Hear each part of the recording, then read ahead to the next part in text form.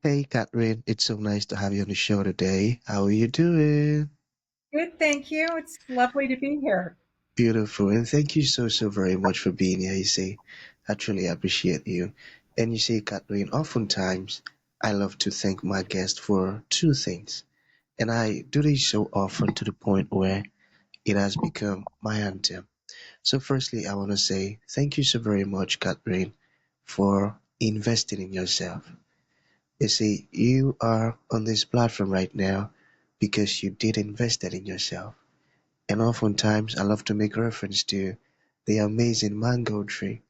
You see, Catherine, some couple of months back, I was on a particular road, and just by the roadside, Catherine, there was this very tall, unattractive mango tree. And I use the word unattractive because the mango tree's got no mangoes on it, and the leaves were all dry. So I just walked past it and I went my way. But you see, Catherine, just recently I was on that same road, and this time around, a lot's changed about the mango tree. The mango tree caught my attention pretty good from a distance, and immediately I got the urge to move so close to it, of which I did, and it wowed me. Because now the mango tree's got a lot of mangoes on it, beautiful green leaves and healthy branches. It was such a lovely experience that day. I was so excited. Here's my point. The fact that you dedicated your time, energy, and resources to becoming the amazing Catherine that you are today, that alone has made it really impossible for me to skip you. And you see, while I was going through your bio, the stuff that I was reading about you, they're amazing. Your insights, your philosophies, how you're offering your solution, the impact your work is having, these stuffs are beautiful. And just before I sent you the request, I said to myself, I've got to benefit from these beautiful things Catherine is doing, not only me now, but even with the audience. And here we are today with the amazing Catherine. So thank you so very much for doing that to yourself. And secondly, thank you for saying yes to the invite. Because if you had said nope, there was nothing Elisha could do about it. Thanks so much. Well, thank you for the invitation and your beautiful story about the mangoes, which is really very profound. Thank you so very much. So let's get started. You see, Catherine, I'm quite excited to have you on the show today for two reasons. Firstly, my interest in knowledge seeking. I believe in order for one to transition from a terrible situation to that of a beautiful one, Catherine, I believe it takes the application of knowledge, quality information, and not just knowledge now, but the application of it. And you see, ever since I discovered that light in the Hebrew means knowledge and darkness means ignorance, I've been so keen to knowledge seeking. Why? Because I do not want to remain in the dark. So that's going to make our conversation today very important to me and even to the listeners. And the second reason I'm excited to have the amazing Catherine on the show is for the sake of the audience. You see, we live in an age where information is as abundant as grains of sand. We've got lots of information flying out there. So these folks trust me for quality, eye-opening, and very important information, of which I am totally convinced, Catherine, that our conversation is going to be insightful and impactful. So for that reason, let's get started with your introduction. Talk to us about your personal or your professional journey, because right now we are so curious. We want to know how Catherine got here. Then afterwards, I've gotten some beautiful questions for you. Okay, Catherine, over to you. All right, thank you so much. So I'm not really sure how far back to go in my journey. So I guess what occurs to me now is that right now I'm calling you. We're connecting. I'm actually in Santa Fe, New Mexico at the moment. I was emceeing an event yesterday in Albuquerque for a journey within with Gurudev Sri Sri Ravi Shankar, who has a extraordinary breathing meditation, which I'm a teacher of. But getting to the point where I was able to be on that stage takes me back a long time. I spent 35 years in Hong Kong. So I was in the Far East for most of my life, actually, more than half of my life. My children were born and raised in Hong Kong. And I became really interested in the Far East and studied Chinese when I was in university and then lived there and then spent many decades as a commodities trader. And when I started having my kids, I became extremely interested in how I communicated and resolved conflicts and cultivated a family environment that would feel true to who I was and would be the most nurturing for my kids to grow up in. And that's when I really began exploring about 30 years ago what was the best way to develop healthy connections within the family and to create a context and an environment that would bring kids up where they felt they could tell you the truth, where they felt that they could be really transparent, and how hard that is. That it really is difficult to create that environment because there's so many protective factors that all of us grow up intrinsically within us. So developing that system myself became sort of the focus of my life's work. And so since about 2008, when I wrote the guidance approach to parenting with a couple of colleagues, over the course of a year, we really culled what was, I guess, the work of many, many giants in the field of communication, problem solving, conflict resolution. And I studied with a number of those people and brought the work into now this approach, which is standing on the shoulders of many giants in the field of communication and conflict resolution to bring about families and beyond that, leadership styles that can be applied in corporations, in communities, in institutions, where everybody feels seen, heard, and understood from their perspective, where everyone feels like they have a voice and that they have a seat at the table, that collaborative problem-solving models honor that everybody's perspective is important, not just the person who's sitting with the most power, but that power sharing and collaboration will actually bring about the lasting changes and the easiest to implement solutions in any situation. So that's kind of the broad base understanding of the work that I'm interested in. Amazing. Thank you for all that you're doing for families and folks in leadership. It's amazing. I love it. So I'm going to pick the first question from here. What are emotional triggers in parenting and leadership? Yeah, so we don't really know what our triggers are until we're triggered. That's But so true. once we're triggered, we usually know we're triggered. And the telltale signs, I guess, of being overwhelmed is that we are emotionally out of control. We aren't experiencing emotions; we become our emotions, and we can at that stage become manipulative and abusive and holier than thou. And I think at that point we usually are calling everybody we know to justify why we're right and the other person is wrong.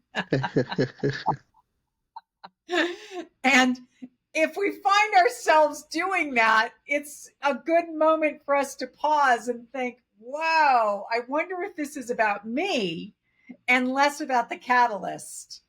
But until we take that pause, we're pretty convinced it's all about the other guy.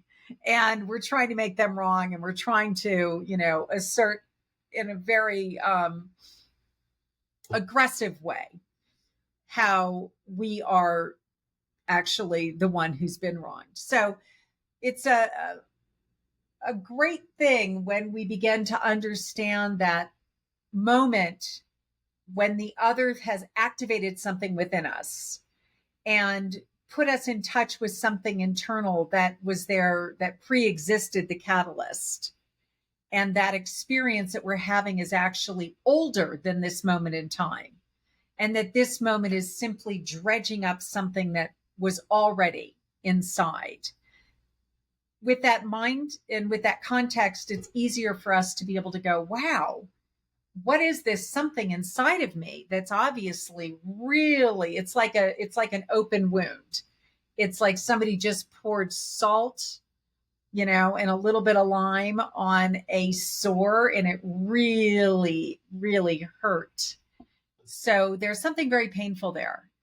And when those pains get triggered by an word, an event, a something outside of us, to have the mindset that that thing outside of me was actually neutral and that the pain is within, so that I can begin to focus on that journey inside rather than what I need to do to the person outside of me for having made me get in touch with that part of myself. That's a completely different approach. It's a really healthy approach to be able to then just be with that inner world of ours where there's something that does need healing and light and attention and compassion and empathy from within. Profound. I got that. And with that mindset, we tend to respond and not react. I got that. Mm, I got that. yeah, Okay, exactly. let us talk about burnout. All right. So, what are the early signs of burnout?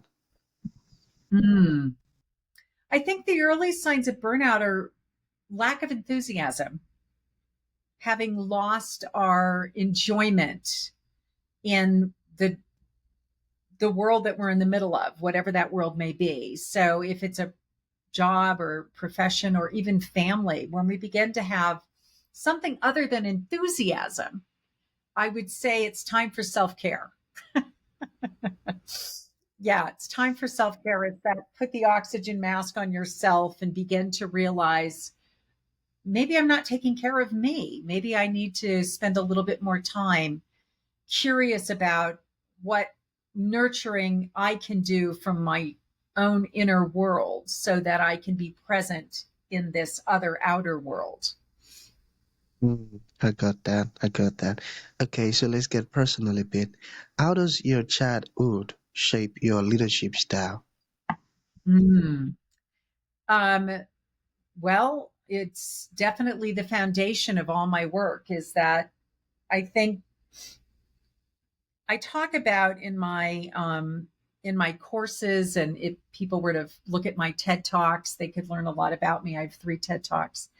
That where I experienced a really loving childhood. It was also from parents that I would say were unconsciously unskilled. They didn't even know that they lacked skills. They were just unaware of the fact that while there was plenty of love and there was definitely an experience of feeling loved, there was only later in reflection and looking back the experience of kind of being like, huh, that was not very enlightened. That was not a really conscious communication approach. My mom was from the deep south in the United States, from Louisiana, and for this audience, I'm not really sure if they'll have a feel for what that means, but it's a real emphasis on what will the neighbors think.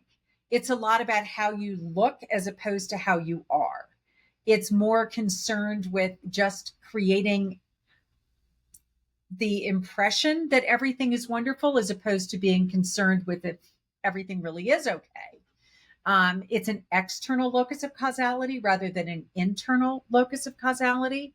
And I, of course, didn't know any of that as a kid growing up. But as I experienced what we would probably just call,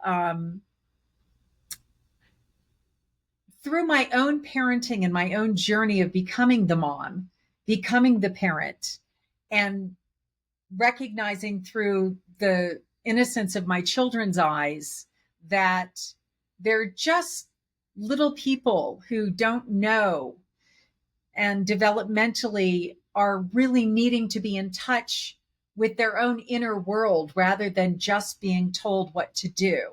So, getting to a place of being able to foster development and growth and have an external, safe, psychologically safe environment for kids to explore their inner worlds, I realized that my own context was that it was more important to know what other people were feeling. It was more important to understand the outer people in my life and be concerned with their well-being than it was to be in touch with my own inner sense of things. So the conscious parenting revolution was born out of an unconscious parenting experience as the child and wanting to bring about the foundation for helping others to know how to do that for their families if they didn't experience it themselves.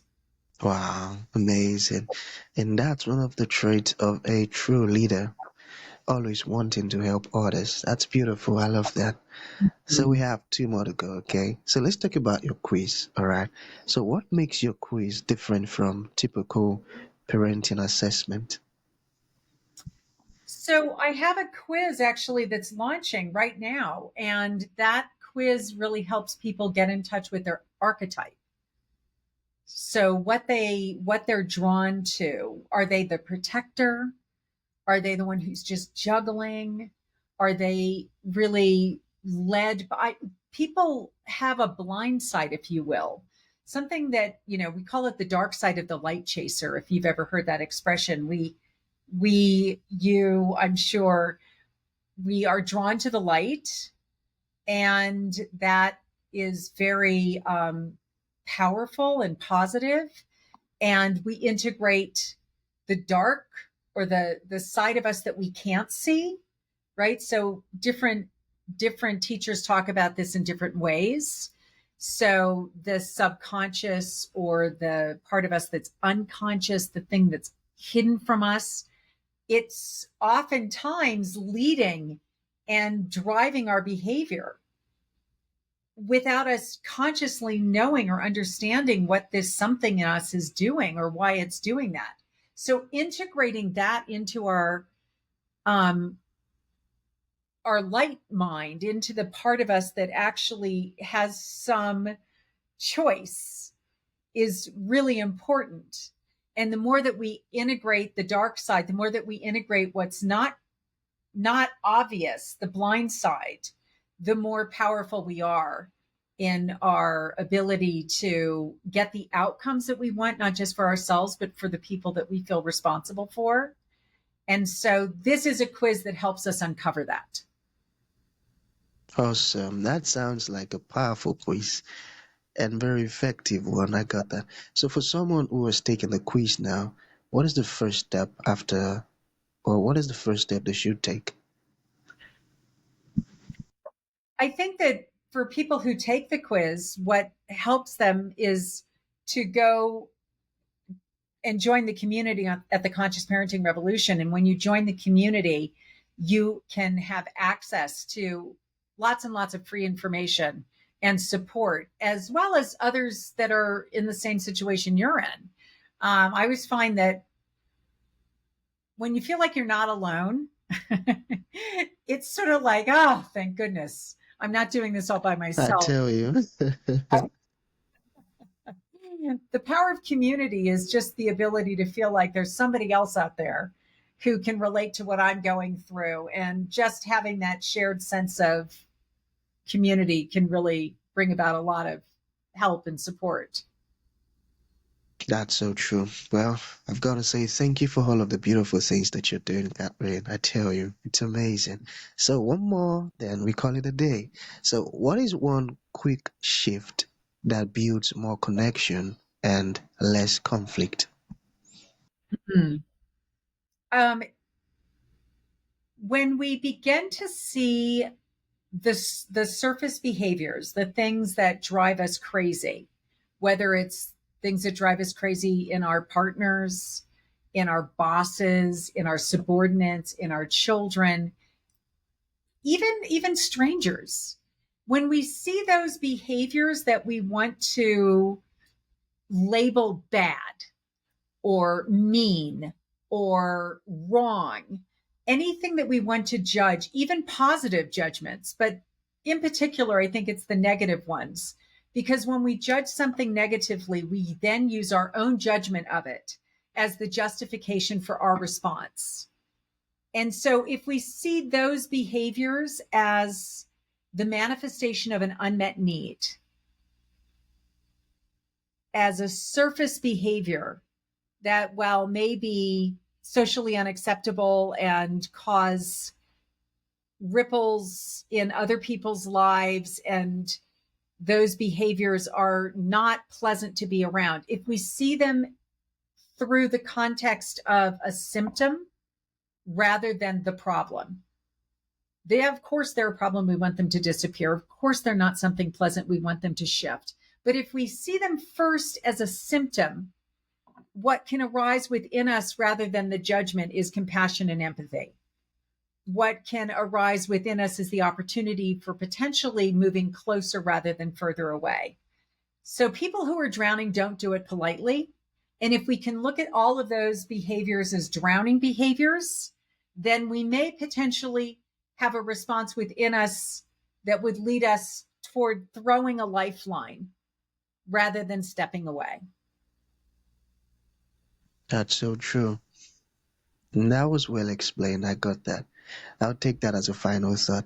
So, for folks who would like to reach out to you, Catherine, or start to make a use of your quiz or your services, how can that be possible? Go to consciousparentingrevolution.com. And when you get to the Conscious Parenting Revolution, you'll be able to access the quiz and other resources. And you can find on the website access to the TED Talks and all kinds of other things that may support you in your living. Awesome. I love that. So that's going to be the end of the show, Catherine. Thank you for coming and thank you for sharing this beautiful stuff with us. It means a whole lot. Thank you. Thank you. Thank you so much.